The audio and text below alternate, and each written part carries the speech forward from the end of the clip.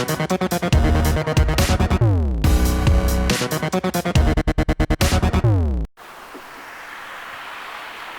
what's up guys? Nick the Informative Fisherman here, and today I'm going to be breaking down Lucky Tackle Box's March box with giants like this. Look at this fish right here. This is on one of the lures you're going to get in your box this month. Look at this monster. My God, guys. This is the time of year, March, April, May, to catch the biggest panfish and the biggest bass of your life. So I'm going to bust open this month's box and break down what we got and teach you guys how to better use it and what I like to use it on. Absolutely awesome. Let's measure this one. That is 12.5 inches long. 12.5 inch red ear. Okay guys, now might as well just start off with the bait I just caught that giant on. The Southern Pro crappie critter. This is a pretty sweet deal. I want to show you guys this up close. This is like it's like a little tiny grub with tons of appendages on the side. I believe it has 6 appendages on each side, and it's got 2 tails down here. This is almost like a miniature brush hog. The really cool deal about this is, I'm going to rig it on 164 to an 1/8 ounce jig head depending on the bottom makeup. The cool part is, if you have grass and you can't really jig because you're getting a lot of grass on there, you can cast it out and retrieve it, and these 2 tails are going to kick a whole lot for you, so you can retrieve it just like a grub and catch a lot of panfish like that. Even the bass love these things. But at the same time, if you have a harder, rocky gravel bottom, you can slow hop it up off the bottom because it has a ton of appendages. So even sitting there and dragging it along the bottom, it looks almost like a baby crawfish just moving along. So it allows you the versatility to fish it as like a grub or as a bottom hopping bait. Which is exactly the scenario I ran into. I was bottom hopping it, and then I got into a real grassy area, and then I just decided to retrieve it right over the top of the grass line, and then I crushed that giant red ear. Just like that. I'm going to fish this thing, like I said, on 164 to 1/8 ounce jig heads from 2-pound line, probably up to 6-pound line. I'm not going to go much heavier than that.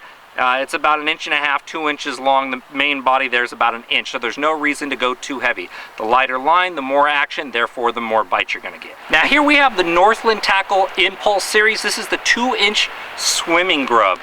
These things are really cool, man. These guys are really thinking outside the box, and you hear me say that a lot, but I'm finding more and more often nowadays that companies are really trying to separate themselves from the pack, which is fantastic for us anglers because we're getting to try a new approach for these fish all the time. I want you to take a look at this tail. See that tail? It splits on there. What that split in the tail is going to offer us is a different action versus the standard tail motion. It's going to throw off something different. It's going to give those fish an entirely different look. And if you look at the back here, it's got ridges. Any small plastic bait with an extra ridge or two, the action, the water displacement is just going to be different in general. So though this looks like a 2-inch grub, and it is a 2-inch grub, it's got a different body shape, a split tail right there, good scented bait, great pliable bait, doesn't tear very easy, and I've been crushing fish on this. I've got big bass, I've got big red ears. We don't have crappie in my lake, but I guarantee if I put it out there, I'd be crushing big crappie. I'm gonna go on as light as probably 1/32. Sometimes maybe I'll go into 1/64 for this, but this might be a little too much meat, unless they're really shallow they're up bedding on beds, and I wanna come through 6 inches of water and still have that tail kick. I'll go that light. But just like the same line class, I'm going to fish this anywhere from 2 to 6 pound. If you're fishing like an 1/8 ounce jig head, you can get away with 8 pound because you're casting this out and you're just doing a slow, steady retrieve, or you're burning it. The difference with a grub, some people like to hop the grub off the bottom. I've had so much more success with a continuous retrieve on that grub. Throw it out, let it hit the surface, retrieve it right away, cover the top, count it down a couple seconds, cover the middle of the water column, let it get to the bottom, hop it, and then slow roll it along the bottom. The cool part about a grub like that is you're going to be able to pick that water column apart, and it's going to better give you a clue. Fantastic search bait. Instead of just going out immediately and hopping a little jig off the bottom, search those fish out with a grub. You get bit on the grub and you have your favorite jigging bait, switch over at that point. But grubs are phenomenal search baits, so make sure you're using them. Now here we have the Primal Chase 2-inch minnows. These are little swim baits, and I absolutely love pre-rigged swim baits. So convenient that you don't have to put a little soft plastic on there and rig it up wrong and have a little kink in it. You know, right out the box, look at the eyes, look at the detail on this. It's the perfect little shad imitating bait. The red ears, my panfish in here, don't eat minnows. They're primarily crustacean feeders, snails, crawfish. Occasionally they'll hit a minnow, but it's very rare. So I've been catching a ton of bass on these things. Nice big paddle tail on the back right there. It's going to give you a lot of kick, and they're very, very stable and have a flat bottom, so you can slow roll this and just bounce it over those rocks, or just drag it through, and you'll see that angle on the nose right there. It's going to allow you to just kind of just hop it up through those rocky bottoms and get a heck of a lot of fish this way. One big single back hook like this is phenomenal. And I want to tell you guys something. When you're fishing a swim bait, when you cast it out there and you feel bunk, do not set the hook. What you want to do when you feel them hit it is reel a little bit faster, to where if they grab here, the natural tendency for a fish is to try to get away. He's going to try to force himself. So if you reel faster, it's going to feel like the fish is trying to escape. Then they're going to chomp down. Once you feel your rod load up and get pressure, then lean on it and drive that hook. You have a single exposed hook. There's absolutely no reason for you to try to jam the hook when you feel them bump it. Just reel real fast. If you don't feel them, then go back to the speed you're reeling. It just looks like a fish fleeing that situation. So that's going to help you out a ton versus driving that hook, trying to drive that hook when he hit the tail, then it falls to the bottom and it just looks fake as all tar. But instead, if it looks like a fish trying to flee, they're gonna run it down, they're gonna feel it going, and they're gonna choke it down deeper, and you are gonna hook up way more often doing like that. This bait, I really wouldn't fish this anything under 4-pound line, and I would fish this up to 10-pound. With swim baits, I really like to fish on 100% fluorocarbon line, strictly so I can feel if I feel a little subtlety, or if I feel the tail stop moving, or if I make a really long cast. These are for covering a lot of water. You're making the longest cast possible. I don't like line with a lot of stretch in it, so fluorocarbon line's generally my choice at that point. If I'm fishing close, I'll fish copolymers, and this is what I want to go in here. Here you have the Vicious Pan Fishing 6-pound test, low visibility. This is a copolymer line. Copolymer line is just basically a nylon base lines with fluorocarbon properties. Basically, they use it to coat the line to help be it more invisible, to help it sink better, or decrease the amount of stretch. Fluorocarbon has those abilities, and so what they do is they coat basically a nylon line, which we often refer to as mono. 6-pound test that's coming in your box this month. A good versatile pan fishing line. I like to fish 4 and 6, and a lot of the times 2, but I'm just trying to look for an extra bite here or there. It's not absolutely necessary to go as low as I like to do, but the 6-pound test is perfect to get you started. Copolymer does have a lot more stretch. If you're not making a cast over 30 to 50 feet, you know, stretch is going to help you. You have little hooks, you have light line. If there was no stretch on your over tendency to jerk too hard on the hook set, you would break off. The stretch helps you prevent that from happening. The fish gets it, you overset, it kind of just eases in, then drives the hooks. That's why copolymer is very beneficial at close range. I fish panfish all the time, and when I'm fishing close, I would prefer copolymer lines way over 100% fluorocarbon. Long range, I like that fluorocarbon for that sensitivity. When I'm covering water or hit a rock, I want to know what's there. But once I get up tight, I'm going to those copolymer lines. So here we have the Southern Pro Crappie Beetle. Now, this is one of those jigging baits that I was just talking about. This is not something you bomb out there and just retrieve real fast. It's not going to do anything for it. 2 appendages, nice little thick round body like that. This is, you want to put it on a jig head. I go 1/32 is my lightest jig head on this. It's a lot of meat for a 1/64. I really don't think you're going to get to the bottom or even have the sensitivity to even realize. So 1/32 to an 1/8 ounce. And these are a bait that I like to jig like deeper. If I find rock piles that are like 15, 25 foot of water, I'll use that 1/8 ounce jig head and bounce it down there on the bottom.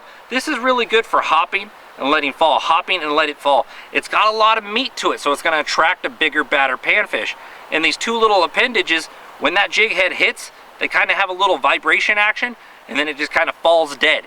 It doesn't present itself as a big challenge, as a running meal. So just slowly hopping it up off the bottom, that slow hopping, jigging motion is going to get you bites with this guy. And I'm going to show you, you got another thing in the box here, these crappie trailers right here. All right, and who makes these guys, the crappie trailers? This is by the Crappie Psychic LLC, the Crappie Psychic. Now, here's something very, very cool.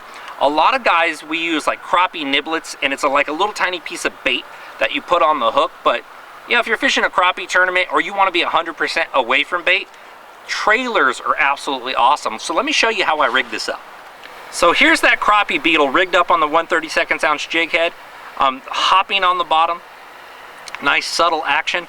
But I want to show you how I use these trailers to add a little bit more subtle action. Basically, letting your bait fall, you can count it 5-10 seconds at a time, versus this by itself, I would only go 2 or 3 seconds between hops. There's not a lot of extra action. The bait's not going to move much after those hops, but by adding these, you have more drawing power. So let me show you. Let me take one out and hook it on there. Very, very cool thing to do. You know, instead of using bait, it's an incredible thing. So let me show you here. It's got a little fat end on it, like a little ball end, and it's just like a skinny little deal here. I'm gonna just stick it right through, just like that. Very, very subtle, okay? You can push it all the way down to your bait if you want.